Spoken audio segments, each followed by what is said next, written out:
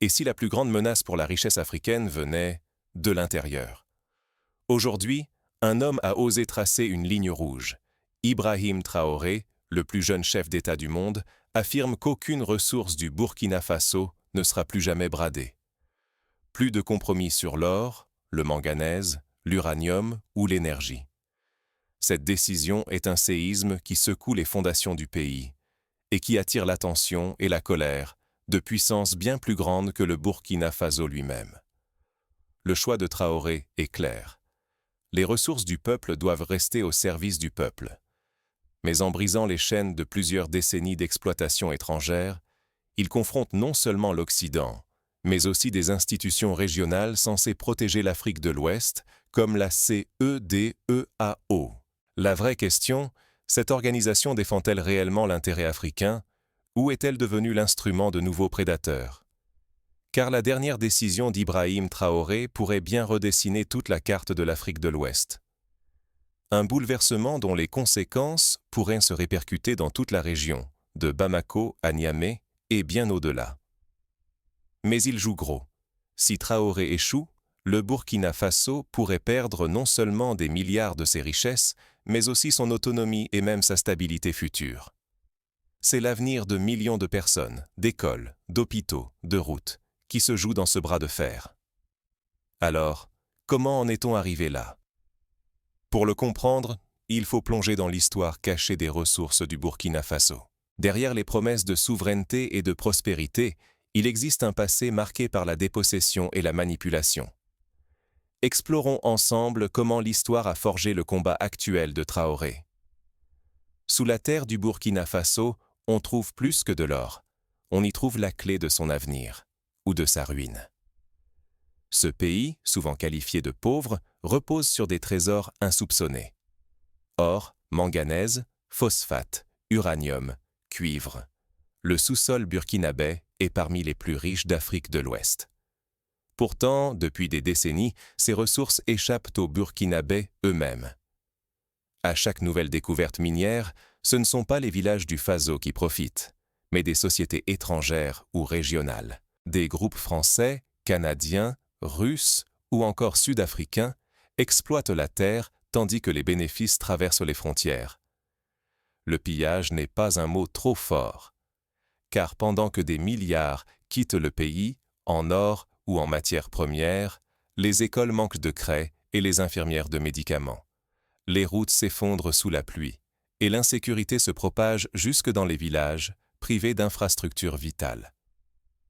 On parle souvent du paradoxe du Burkina Faso, un pays pauvre assis sur l'or. Mais ce paradoxe n'est pas une fatalité. Il est le résultat d'un système où la richesse nationale sert en priorité des intérêts extérieurs, parfois sous couvert de coopération ou de développement. Face à ce constat, Ibrahim Traoré a lancé un défi inédit. Pour lui, la souveraineté n'est pas un slogan, mais un droit à reconquérir. Il refuse que l'or finance des écoles à l'étranger pendant que les enfants burkinabés manquent de tout. Il exige que le cuivre et l'uranium servent enfin à bâtir des routes, à alimenter les hôpitaux, à offrir un avenir digne à la population. En proclamant la souveraineté sur les ressources, Traoré s'attaque à un modèle historique d'exploitation, ancré depuis l'époque coloniale et perpétué par de nouveaux acteurs. Mais ce combat a un prix.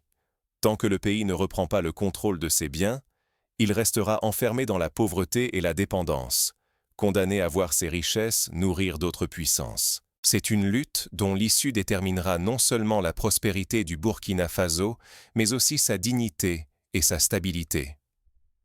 Car refuser l'ordre établi, c'est aussi défier ceux qui profitent de ce déséquilibre, à l'intérieur et au-delà des frontières. Mais cette bataille pour les ressources va bien au-delà de l'économie. Elle remet en cause tout l'équilibre politique d'une Afrique de l'Ouest, soumise à de multiples influences. Regardons maintenant comment la souveraineté du Burkina Faso dérange et force les puissances régionales à révéler leur vrai visage. Ce que la CEDEAO promet sur le papier n'est pas ce qu'elle fait dans l'ombre. Officiellement, cette organisation défend l'unité et le progrès africain. Mais pour Ibrahim Traoré, la réalité est bien plus sombre et menaçante. Il accuse la CEDEAO d'agir sous pression occidentale. Derrière chaque sanction, chaque embargo, il voit la main de grandes puissances étrangères qui cherchent à contrôler le Burkina Faso, pas à le protéger. Les mesures qui frappent le pays prétendent encourager la stabilité, mais en vérité, elles étranglent l'économie et fragilisent surtout le peuple, pas les élites politiques. Quand la CEDEAO impose des sanctions, ce sont les marchés qui se vident, les prix qui flambent et les familles qui souffrent. Les frontières se ferment, les investissements fuient et le quotidien se transforme en lutte pour la survie. Les populations paient le prix fort, tandis que les dirigeants sous pression peuvent souvent contourner les obstacles ou trouver de nouveaux alliés. La coopération régionale, censée être un rempart contre l'ingérence, devient parfois un masque pour de nouveaux contrats douteux. Derrière les discours de solidarité se négocient des accords opaques qui profitent à des sociétés étrangères dans l'énergie, les mines ou la défense. Les intérêts africains sont sacrifiés au nom d'une unité qui n'existe plus que dans les communiqués officiels. Pire encore, les crises sécuritaires deviennent un prétexte pour installer des bases militaires étrangères sur le sol africain. Sous couvert de combattre le terrorisme, on assiste à la signature de contrats d'armement qui enrichissent des entreprises occidentales, tout en enfermant le pays dans une dépendance toujours plus profonde. À chaque attaque, à chaque vague d'insécurité, on déploie davantage de soldats venus d'ailleurs, on importe plus d'armes, mais la paix, elle, ne s'installe jamais durablement. C'est ainsi que la richesse du Burkina Faso peut continuer de s'évaporer, non pas par la force brute, mais à travers des décisions régionales qui, sous des dehors africains, sont guidées par des intérêts extérieurs. Des milliards issus de l'or, du manganèse ou du coton partent enrichir d'autres capitales, tandis que les écoles, les routes et les hôpitaux du pays restent en ruine. Ibrahim Traoré l'a compris. Tant que ces mécanismes d'oppression déguisés persistent, la souveraineté restera un mirage. Refuser cette fatalité, c'est risquer l'isolement, les représailles, voire la guerre silencieuse contre des forces bien plus puissantes que le Burkina Faso seul. Mais devant cette machine bien huilée, Traoré refuse de rester spectateur. La suite, c'est la stratégie de rupture, et le choix d'affronter l'ordre établi, coûte que coûte. La révolution n'est pas qu'une affaire d'ennemis extérieurs. Elle s'attaque aussi aux privilèges enracinés des élites locales. En voulant rendre sa souveraineté au Burkina Faso, Ibrahim Traoré ne s'attaque pas seulement aux anciennes puissances coloniales, mais aussi à ceux qui, à l'intérieur, profitaient du système. Premier coup de tonnerre. La révision de tous les contrats miniers et énergétiques. Ceux jugés injustes ou léonins sont purement annulés, parfois du jour au lendemain. Ce sont des milliards de francs qui échappent ainsi aux filiales étrangères, mais aussi aux réseaux d'intermédiaires burkinabés, souvent protégés de longue date par leur proximité avec le pouvoir. Les sociétés françaises, canadiennes ou australiennes voient leurs concessions remises en cause. Ce qui semblait impossible devient soudain réalité. La manne de l'or, du manganèse ou des hydrocarbures doit désormais servir à construire des écoles et des routes, au lieu de remplir les comptes offshore. Mais cet acte radical ne s'arrête pas à la simple rupture de contrat. Traoré va plus loin. Il lance la nationalisation de secteurs stratégiques. Mines, énergie, infrastructures. L'État reprend la main sur ce qui appartenait de fait à l'étranger. Cette décision, saluée par une partie du peuple, fait trembler les milieux d'affaires et inquiète les technocrates. Car nationaliser, ce n'est pas tout. Encore faut-il bâtir des compétences, des équipes capables de gérer, d'exploiter, de développer ces richesses, faute de quoi la nationalisation ne serait qu'un geste symbolique, ou pire, un nouvel outil de corruption interne. Conscient du piège, Traoré insiste sur la transparence. Il impose des audits, expose publiquement les revenus générés et s'engage à ce qu'aucune famille présidentielle ne puisse détourner l'argent public. Des contrôles indépendants, parfois confiés à des ONG africaines, sont instaurés pour couper court à la moindre tentation de retour à l'ordre ancien. Mais chaque pas vers plus de contrôle et de justice ne fait qu'augmenter la pression sur le pouvoir, car les anciens bénéficiaires ne renoncent jamais sans résistance. Sur le plan régional, l'isolement menace. La CEDEAO, sous influence étrangère, multiplie sanctions, menaces et isolement diplomatique. Pour échapper à cet étau, Traoré tend la main à ses voisins du Sahel, Mali, Niger, Guinée. Ils envisagent ensemble une confédération, partageant ressources, informations et politiques pour poser les bases d'une nouvelle alliance africaine, affranchie des tutelles traditionnelles. Ce projet, encore embryonnaire, effraie les puissances étrangères autant qu'il donne espoir à de nombreux Africains. Mais chaque mesure radicale accroît le risque de représailles, sanctions économiques, tentatives de déstabilisation, coups d'État fomentés de l'intérieur, ou trahison par des proches qui voient dans leurs privilèges menacés. L'histoire récente du continent regorge d'exemples où la soif de justice s'est heurtée à la brutalité de la réaction.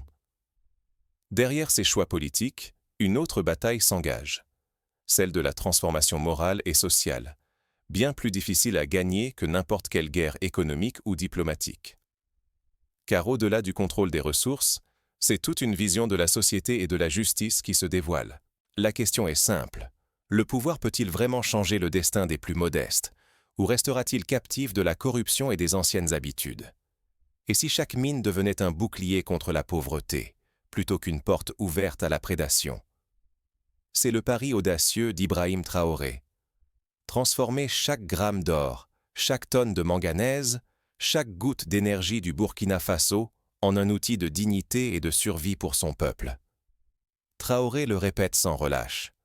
Pas question que les richesses dorment dans les coffres de l'étranger pendant que les écoles s'effondrent et que les hôpitaux manquent de tout. Pour lui, la souveraineté n'a de sens que si elle se traduit en routes construites, en classes ouvertes, en soins accessibles, en sécurité retrouvée. Sinon, ce n'est qu'un slogan creux, une illusion de liberté.